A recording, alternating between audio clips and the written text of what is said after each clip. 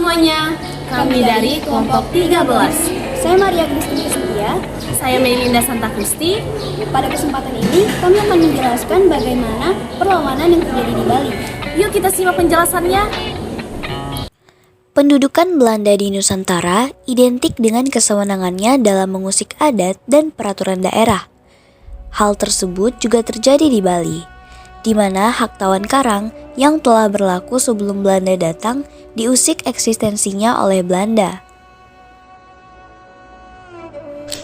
Perlu diketahui bahwa hak tawan karang adalah tradisi Bali yang menyebutkan bahwa kapal beserta isinya yang karam dan terdampar di pesisir Bali adalah hak milik raja setempat. Pemerintah kolonial Belanda menganggap tradisi hak tawan karang tidak dapat diterima dan mengajukan untuk menghapus hak tawan karang. Atas bujukan Belanda, raja-raja di Bali dapat menerima perjanjian untuk menghapus hukum tawan karang. Namun, sampai tahun 1844, Raja Buleleng dan Karangasem masih menolak penghapusan tersebut dan masih menerapkan hak tawan karang. Dalam sejarah Indonesia modern, latar belakang perlawanan rakyat Bali terhadap Belanda adalah dipaksakannya penghapusan hak tawan karang kepada kerajaan-kerajaan di Bali. Belanda datang untuk menyerang Bali pada pertengahan 1846. Armada Belanda terdiri dari 1.700 prajurit gabungan dari Batavia dan Surabaya dan dipimpin oleh Komandan tertinggi Van den Bosch. Selama 2 hari, pasukan dari kerajaan Buleleng, Karangasem, dan Kalungkung bertempur mati-matian mempertahankan kedaulatan Bali.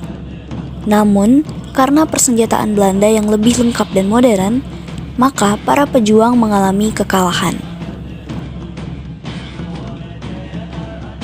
Namun, perlawanan tak berhenti sampai di situ. I Gusti Ketut Jelantik, Patih Kerajaan Buleleng, tetap melanjutkan perlawanan.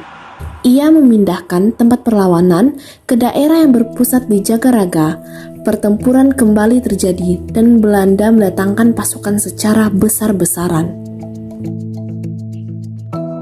Pihak Bali juga terpaksa menandatangani perjanjian damai pada 6 Juli 1846.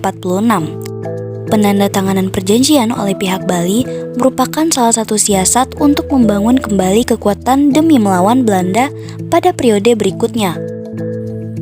Akhir perlawanan Belanda telah mengetahui pengingkaran perjanjian damai oleh Bali pada 1847. Pada tanggal 15 April 1849, pertempuran kembali terjadi dan Belanda mendatangkan pasukan secara besar-besaran. Semua kekuatan Belanda dikerahkan untuk menyerang Jagaraga dari 2 sisi, depan dan belakang.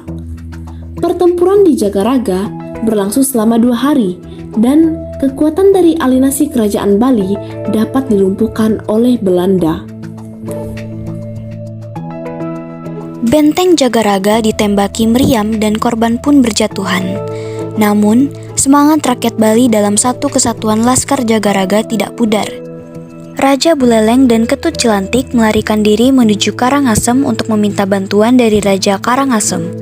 Sayangnya, Belanda dan pasukannya tetap mengejar Raja Buleleng dan Ketut Jelantik. Mereka pun terbunuh dalam upaya mempertahankan diri dari Belanda. Perang akhirnya dimenangkan Belanda pada April 1849.